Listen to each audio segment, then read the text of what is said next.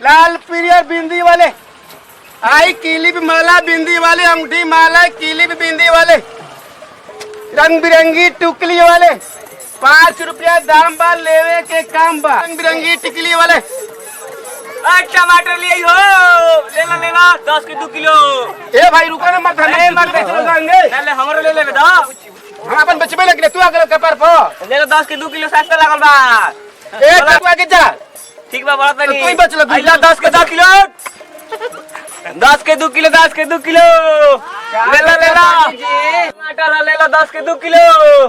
कैसे किलो बेचतनी? 10 के 2 किलो बा, कम का सुनलू। दाग जी काहे ऐसे कहतनी जी? कम काहे के सुनी ना?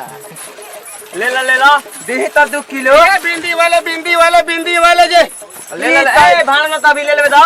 ई तो दिन भर टमाटर क्या बचत रहा? हां टमाटर है। हां ए मलकिनी हमर पैसा बना दे में ले लेम, रुक जाई, भातार विदेश ले आइल बानी, काहे रौरा हमरा के कुतैले भाई टमाटर किने खातिर पैसा बा, हमारे के दे नहीं खे। सुना तनी जी रिंकिया के पापा।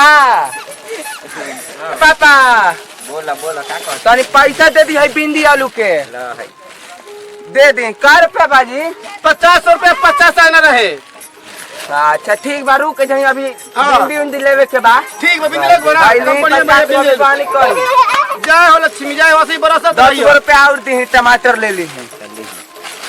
धरी जी कालो आई हमरा द्वार पर। ठीक बा। ठीक बा, जाई जाई लो हो जाई ना। हां 2 किलो बा, बेसी है बा। बेसी हटी। राती में किलो 12 बजे रात में का होला जी? टमाटर बेचाई। दिन में आई हो दादा। दिन में ठीक बा। ठीक बा, तो जा बहरी खेले। आई जी बिंदी आलू कहाँ बानी? हां हां हां का ले ले बानी? बिंदी लाई बनी मलकिनी। का ले ले बानी? एकदम टिकुली बहुत सुंदर सुंदर लाई बनी टिकुली। देखिए कितना टिकुली भाई, देखी का रुपया के देतनी? 10 रुपया के एगो टिकुली। आई हो दादा, हमार भातार विदेश ले लाइल बानी, बड़ा चुगर। हां तो उ विदेश और महंगा मिलेला विदेश में।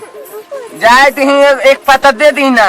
इधर देख टिकुली, देखा कितना और सुंदर। रखले बानी हौ का कहला समझत हम नहीं? समझ गई नहीं बोल में दे देम। बानो हां दे देम ठीक बा, एगो दे दी हमरा के में। बोल कौन ले मैं टिकुली है, देखी ये दे दी ना, पसंद ठीक लागता है ना। हां।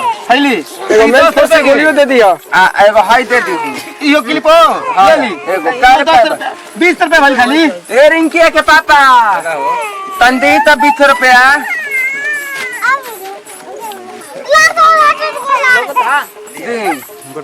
धरी खुदरे नहीं के ठीक नु, बाद में दे देम कबो सामान लेके। अच्छा वो कहलू हो ना, उहे लेके दे देम। ठीक बा, कल ला के हमरा के दे दे। हम उ लेके दे देम, ठीक बा? ठीक बा, ठीक जा दे जाए। ए बिंदी वाले जे लाल पियर हरियर बिंदी वाले।